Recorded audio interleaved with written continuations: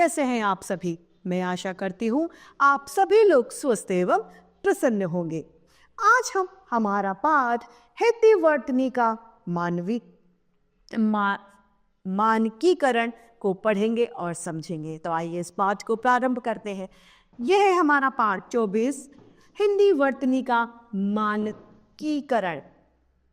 हिंदी वर्तनी में एक रूपता लाने के लिए भारत सरकार की एक विशेष समिति द्वारा वर्तनी संबंधी जो नियम स्थापित किए गए हैं वो यहाँ पर है।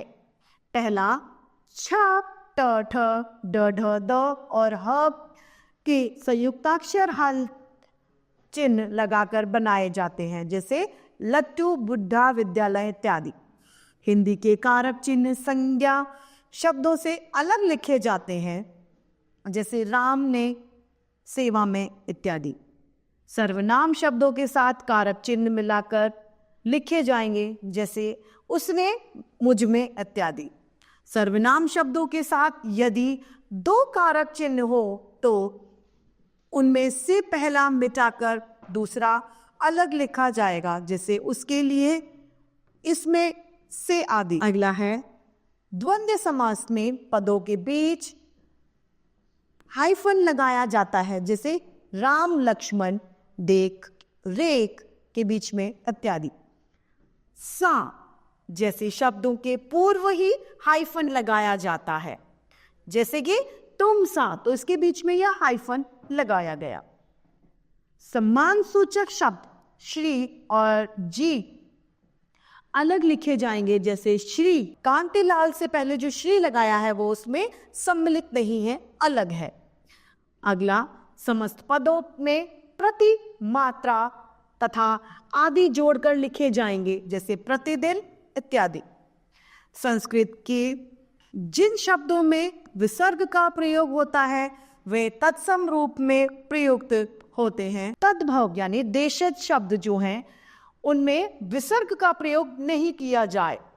इस आधार पर छ लिखना गलत है, छ ह लिखना सही है, अतः ये बिंदी लगाने वाला छ जो है यह गलत है।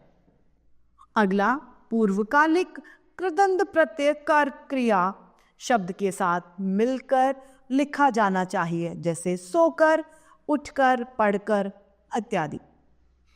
अगला है, क्रिया शब्दों के साथ वाला प्रत्यय अलग करके लिखा जाना चाहिए। मैं घर जाने वाला हूं, तो यह अलग अलग हैं, नहीं कि एक है। अगला है, योजक के रूप में वाला प्रत्यय संज्ञक शब्द के साथ मिलकर लिखा जाना चाहिए। टोपी वाला अलग नहीं है, टोपी और वाला दोनों शब्द संयुक्त हैं। अगला, य व का प्रयोग क्रिया विशेषण अव्यय शब्दों में स्वर रूप में किया जाना चाहिए, जैसे किए, नए, हुआ, राम के लिए, पुस्तक, लिए हुए आदि।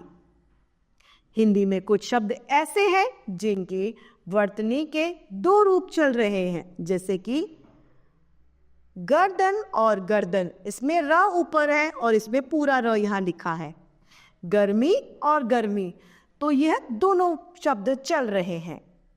इन वैकल्पिक रूपों में पहले रूप को प्राथमिकता दी जाएगी। इस तरीके से हमारा यह पाठ समाप्त होता है। मैं आशा करती हूँ आप सभी लोगों को यह पाठ भली भांति रूप से समझ में आया होगा। आज के लिए इतना ही, फिर मिलते हैं। धन्यवाद।